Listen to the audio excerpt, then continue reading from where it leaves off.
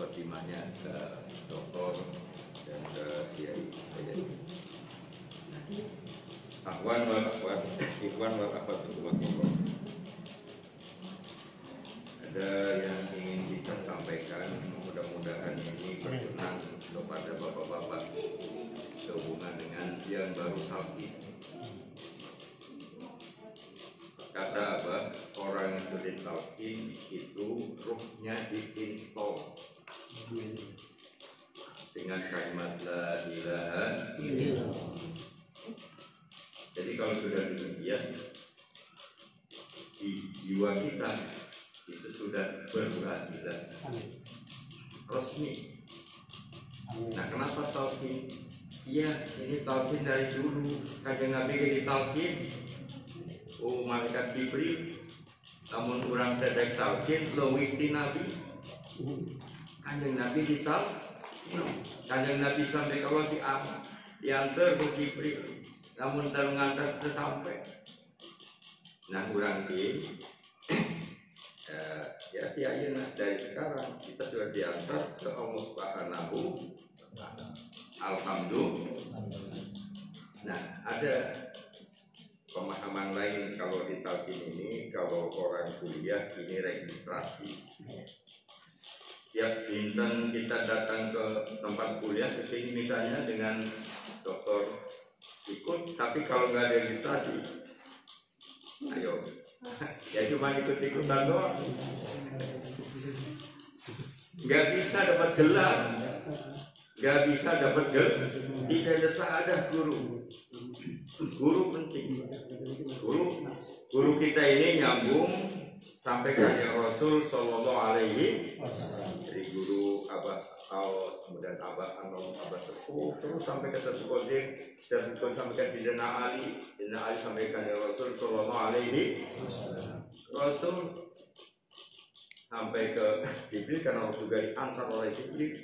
Nah, sampai ke Rabbul Arbab. Makanya silsilah kita dari Rabbul Arbab, Allah Subhanahu wa Ta'ala, Sayyidina Jibril, Sayyidina Kanjeng Nabi, Sayyidina Ali, dan seterusnya para sahabat. Sampai sekarang ke 38 resmi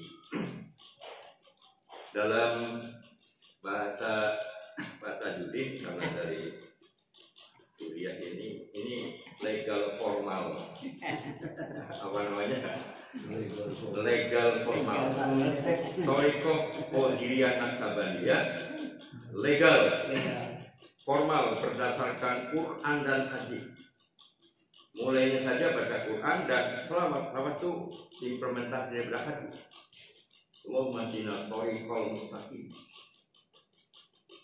Ya Allah, tunjukkan kami pada jalan yang mustaqim, jalannya orang-orang yang sudah istiqomah. Satu. Yang keduanya, di talqin itu dalam beberapa kitab ada kajian kitab tasawuf itu ada 4 setidak-tidaknya. Satu, untuk membersihkan jiwa-jiwa yang jelek. Iwan malafat berpuluh. Pada umumnya seseorang ini mempunyai jiwa yang jelek kalau belum dibersihkan. Jiwa jelek itu diantaranya takabur, ego, rasa gede, kemudian malas ini jiwa jelek itu. Tapi kalau sudah talqin nanti sedikit-sedikit. Kalau sudah diamalkan, begitu zikir la ilaha illallah, jiwa yang jelek ini dihapus. Makanya dalam kitab itu tadi saya menyampaikan bidur bin sadid, batu yang keras kalau dipukulnya jangan diusap, tapi hati seseorang kajian agama ternyata lebih keras daripada batu. Bahkan bisa lebih lagi, summa qasat qulubuhum min ba'di dzalika fa yakal hijarati au asadu. Batu mah dihujanin dikit-dikit bisa berlubang atau mungkin pecah. Kita ini sudah dihujanin, bukan dihujanin. Adzan itu pakai speaker.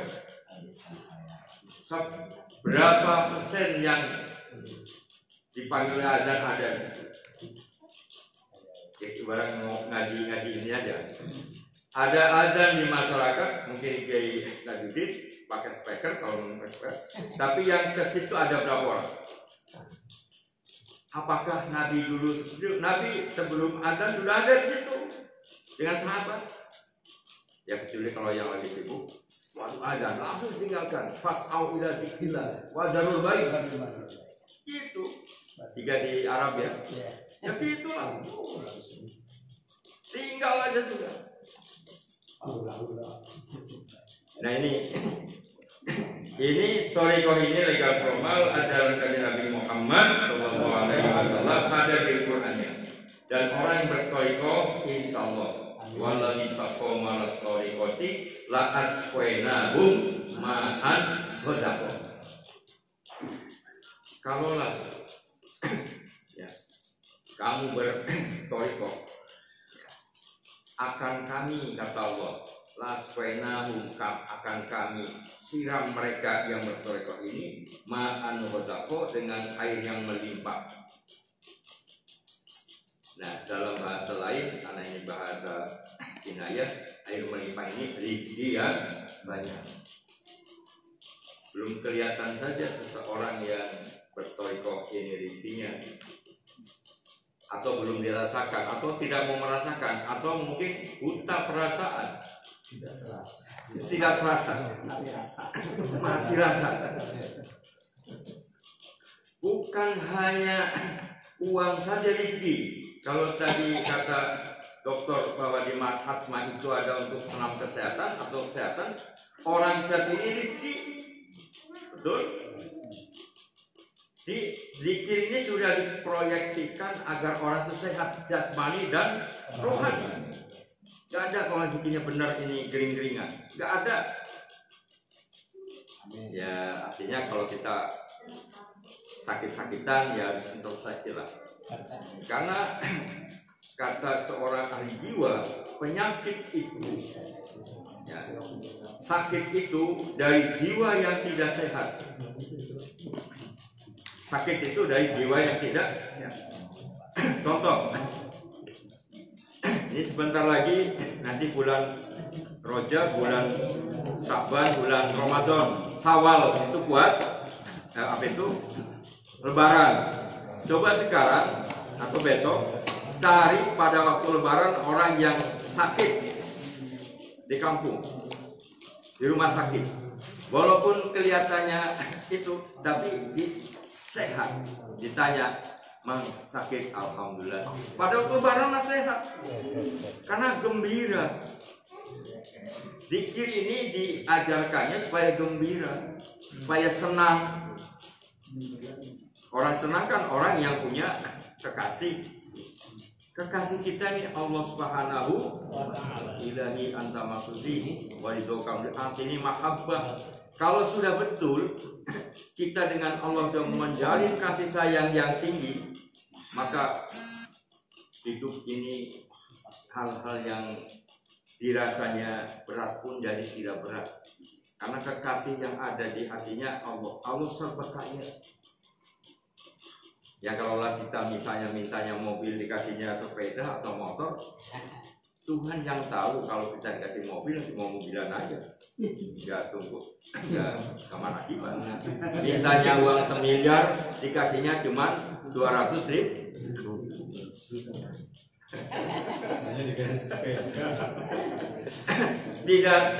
Tidak tahu bahwa zikir ini adalah proyek besar. Di surga ini ada surga yang terbuat daripada mutiara. Dan itu pada saat orang berzikir, maka malaikat membuat surga itu. Kalau orang itu berhenti zikir, maka berhentilah pembangunan surga itu. Jadi nanti orang yang zikir ini oleh Allah Subhanahu wa ta'ala disiapkan surga yang terbuat dari mutiara. Ininya mutiara. memang ini Ikhwan Malafat di pikiran yang pertama, urusan akhirat ini jangan diharapkan di dunia. Urusan akhirat, urusan akhir.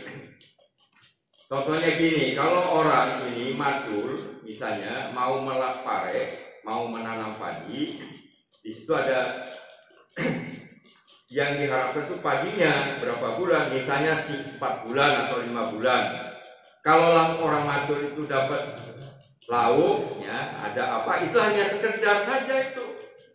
Jadi orang yang rajin zikir ini, longsong ininya, itu hanya sekedar, ibarat lauk. Lagi majul di Jombor, di sawah, ada lauk, ada belut, itu dunia itu seperti itu. Yang dituju itu adalah padi. Masa majul dapat padi? Itu artinya jangan jangan dipelintir, wah zikir terus kok apa ini hidupnya susah saja. Emang zikir untuk mencari duit? Kata siapa? Zikir ini untuk ibadah pada Allah Subhanahu Wa Taala yang nanti diberikannya pada waktu setelah akhirat. Rohul Islam. Iya, bukan. Nah, adapun hikmahnya ada. Teruskan apa ini? Teruskan aja. Hikmah ini, ya, zikir bisa menjadi duit ini kalau sudah dilakukan terus menerus istiqomah. Karena apa ini yang namanya hikmah ini tidak bisa hikmah hanya dilakukan sekali 2 kali. Seseorang yang membaca Bismillahirrahmanirrahim dengan kadar misalnya 100.000, 300.000, ya, maka akan berhikmah. Itu atau putarannya dalam dunia mekanisnya, itu putarannya itu yang berhikmah, akan membuat kutub utara dan kutub selatan. Atau tangan kita kalau digosok-gosokkan ini akan berhikmah. Kalau yang udah latihan, atau mungkin orang ahli tinju, karate, gini-gini, bukan sekali 2 kali doang begini-gininya, terus menerus, sehingga begitu nanti main karate, ini saja bisa jebol ini, apalagi badan orang. Latihannya bukan sekali, dikinya bukan sekali. Abah berapa kali Al-Fatihah? Setiap kali melakukan sesuatu Al-Fatihah. Nah sekarang Abah dapat apa? Dapat alfabet. Apa? Alfat. Kita nggak Al-Fatihah doang. Nah Fatihahnya mau jalan Al-Fatihah, mau makan Al-Fatihah. Nah kalau sudah Al-Fatihah ini menjadi darah daging dan terus dilakukan, maka Alfat. Itu ada berapa mobil Alfatnya? Coba hitung sendiri. Datang sendiri. Jadi ya boleh saja ya tadi itu ya. Tapi jangan diharapkan. Kalau nanti zikir diharapkan untuk ini, kota mendap untuk ini, parajiban untuk ini, itu nanti akan jauh daripada tujuan. Tujuan zikir ini untuk keagungan diri, kebersihan diri, dan ada nanti terakhir hidup yang kekal dan abadi.